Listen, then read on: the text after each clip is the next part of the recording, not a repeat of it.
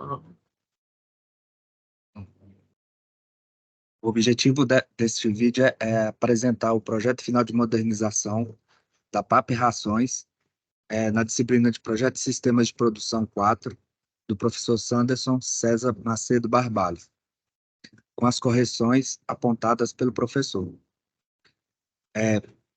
Os integrantes do grupo 2 é composto pelo aluno Danilo, pelo Douglas, pelo Jorge e pelo Rafael. O nosso trabalho teve como escopo a elaboração de uma proposta de modernização da empresa PAP Rações, com o objetivo de maximizar a produção de ração e faturamento da empresa. Será utilizado o auxílio de ferramentas de modelagem de processos, que, ao final, será elaborado artigo acadêmico sobre o projeto. O mercado de rações no Brasil foi feita uma pesquisa para analisar e buscou entender a importância do mercado, o qual a empresa está inserida, e verificar possíveis oportunidades. Dessa forma, de acordo com o IPEA, a indústria de rações representa um papel importante na economia nacional, sendo um valioso instrumento de intermediação entre a agricultura e a pecuária, de onde se depreende que a agropecuária e a indústria em conjunto formam, dentro desse binômio, um eixo seguro de sustentação de um importante elo da economia global do país, com implicações econômica, social e política. O mercado de rações, segundo o portal do Agronegócio, artigo de 2023, fechou o ano de 2022 com um crescimento produtivo de 1,3%. Segundo dados publicados pelo Sindicato Nacional da Indústria de Alimentação Animal, Sindicações, o percentual corresponde a uma produção de aproximadamente 82 milhões de toneladas de janeiro a dezembro. A gente verifica que o mercado de rações no Mato Grosso, a qual está inserida a empresa, é muito importante, trazendo oportunidades que podem ser alcançadas e almejadas pela empresa como alternativas. Então, dessa forma, a Impaer do Mato Grosso afirma que o mercado está exigente, visando maior rentabilidade, melhoria na gestão e padronização do produto final. A principal vantagem do confinamento é a engorda do animal em menos tempo. No sistema tradicional a pasto, o bovino pode levar, em média, após o desmame, 2 anos para o abate. Então, assim, a gente vê que o mercado ele é composto por rações para aves, bovinos, cães e gatos, equinos, aquicultura, dentre outros. A empresa ela faz rações primordialmente para bovinos, mas verifica nesta tabela que aves também pode ser um objetivo a ser alcançado para a empresa, diversificando assim a sua produção e maximizando o lucro.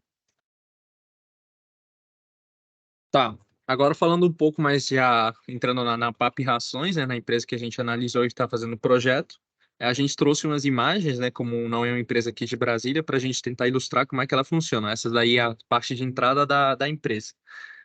Inicialmente, a gente fez um mapeamento e análise dos processos da empresa. E, primeiramente, a gente tinha que entender como a empresa funcionava e, assim, analisar onde poderiam ser os pontos de melhoria, onde a gente poderia implementar uma modernização, equipamentos, qualquer coisa que fosse necessária. Então, a gente aqui mapeou como é que funciona o processo. A primeira etapa é a recepção e o armazenamento das matérias-primas. Foi estipulado, né, isso foi passado pelos stakeholders, que demora em torno de 1 a 2 horas esse processo. A segunda etapa seria a de pesagem e a dosagem, e isso demora de 15 a 30 minutos. A variação de tempo se deve, que dependendo da receita de reação que é feita, esse tempo pode variar. A terceira etapa é a moagem, que esse é um dos processos mais demorados, que pode demorar de 2 a 4 horas, onde a gente ali embaixo ilustrou onde ficaria o moedor. Após a moagem, vem a mistura dos ingredientes. Uma vez que já estão em pequenas partículas, são misturados todos os ingredientes que vão ser utilizados na receita da ração. Após isso, a gente vai para a parte da pelletização da ração, que também é o outro processo que é dos mais demorados, que também varia dependendo da receita que está sendo feita. Esse processo consiste em você fazer os cubinhos, assim, o modelo, o formato da ração, que já estava em grãos, né? Que foi feito em grão, foi deixado em grãos, então você aquece ele e peletiza, deixa ele no formato que já fica no formato que é para consumo. Após esse processo, vem o processo de secagem, que também demora de 2 horas. E o terceiro vai vir um processo de resfriamento, que para fazer todos os processos anteriores é utilizada alta temperatura. Após esse processo, dependendo da receita, a ração pode ou não conter ingredientes líquidos ou suplementos. Então, é feita essa análise e, dependendo disso, vai ser adicionado ingredientes líquidos, suplementos, ou a gente vai para a próxima etapa, que vai ser o peneiramento da ração, que demora em média de 15 a 30 minutos. E, quando você já passa dessa etapa, a gente já entra na realização do processo de fabricação, que a gente já entra na embalagem da ração. Após isso, já são armazenadas, que esses dois processos juntos demoram de 1 a 2 horas, também dependendo do tipo de receita da ração. E, finalmente, a gente parte para a distribuição da ração e aí encerra o processo que é feito pela empresa. Uma vez que a gente fez essa análise, a gente partiu para uma análise do maquinário, que a gente analisou como era feito esse processo e viu onde fazia sentido a gente analisar quais eram os maquinários utilizados e onde a gente poderia implementar maquinários para melhorar esse processo de fabricação. Então, na nossa análise, a gente classificou em duas classificações, que é o maquinário de alta necessidade e maquinário de baixa necessidade, que estão ilustrados por o vermelho e verde, respectivamente. Então, nos processos que a gente viu que faz mais sentido, estão em vermelho e em verde os que não poderia ser incluída, mas talvez não mudaria tanto o processo de fabricação, ou seria um custo alto, ou não mudaria tanto. Então, na pesagem da dosagem, a gente poderia colocar um dosador, sistemas de pesagem automatizados. Na moagem, que é um dos processos mais demorados, a gente classificou como maquinário de alta necessidade, e como sendo os processos mais demorados, ao colocar um maquinário de melhor capacidade, a gente não teria mais tanto retrabalho e seria um processo mais feito de maneira mais rápida e eficiente. Também pode ser inserido na parte da mistura dos ingredientes, onde um misturador automático poderia ajudar nessa parte, mas a gente não classificou como de alta necessidade. Após isso, a gente classificou como a segunda etapa que a gente classificou como de alta necessidade é a pelletização da ração, que é um dos outros processos que são de muita demora e onde acontece retrabalho e pode acontecer alto gasto de energia por esse retrabalho, você ter que utilizar o maquinário mais de uma vez. Então, a pelletizadora ou extrusora de alta eficiência poderia ajudar muito nesse processo, tanto economizar tempo como dinheiro e custo em si mesmo, né? Aí, melhorar o processo de fabricação como um todo. Outro maquinário que poderia entrar é o sistema de secagem e resfriamento, mas a gente também viu que não fazia tanto sentido pelo alto custo e ele já tem um sistema, então não necessariamente ia alterar tanto o processo de fabricação em si. Por último, a gente viu que também poderia ser incluído um sistema de embalagem automático, que atualmente é feito de maneira bem manual, mas a gente também classificou que não era como de tanta necessidade no momento.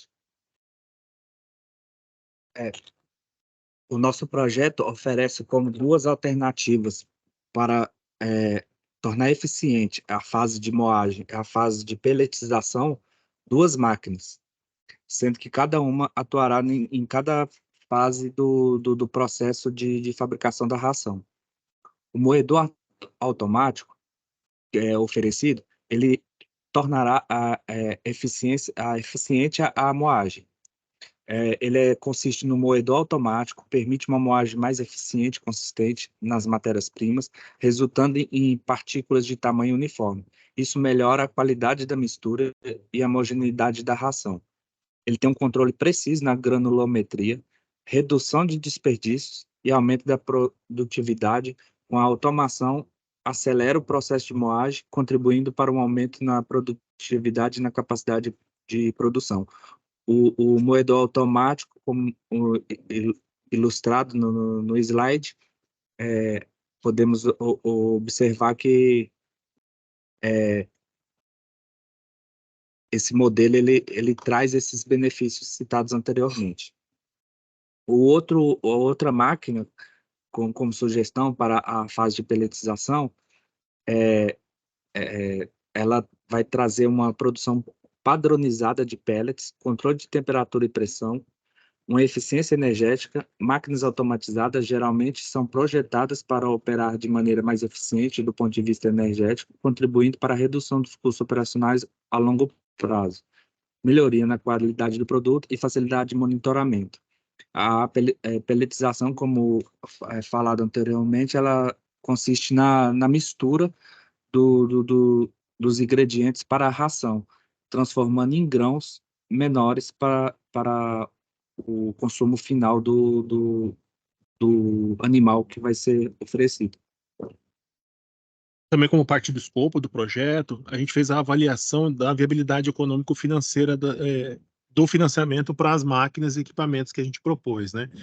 Então, partindo das premissas que a gente encontrou da produção do cliente, como funcionamento 5 dias por semana, quantidade de 6 funcionários, 8 horas por dia, em torno de 21 toneladas de matérias-primas utilizadas por mês, estoque médio de 10 toneladas, que a produção do cliente fica entre 10 e 20 toneladas por mês, dependendo da demanda, que dá uma produção média de mais ou menos 17 toneladas mês, e um faturamento médio de R$ 625 mil por mês.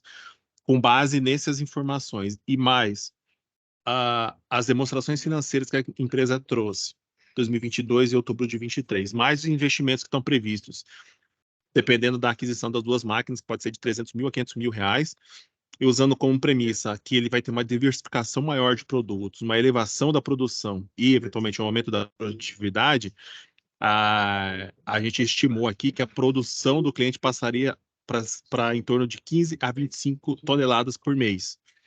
E o faturamento com um aumento de 20 a 25%, a depender da demanda do mercado, né? Ele teria capacidade, com essas duas máquinas, de produzir mais.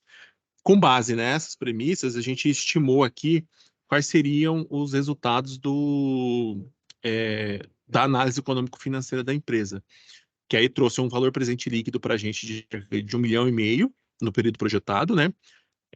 O investimento feito, ele se paga em 6,2 anos, que é o payback do investimento, e a taxa interna de retorno, que é a TIR, de cerca de 7,84, indicando que esse seria um investimento atrativo para o cliente, por poder, ao mesmo tempo, rentabilizar ele um pouquinho maior, né, e permitir que ele aumente a produção dele, e também aumentar a produtividade, e eventualmente entrando em mercados que hoje ele não atua.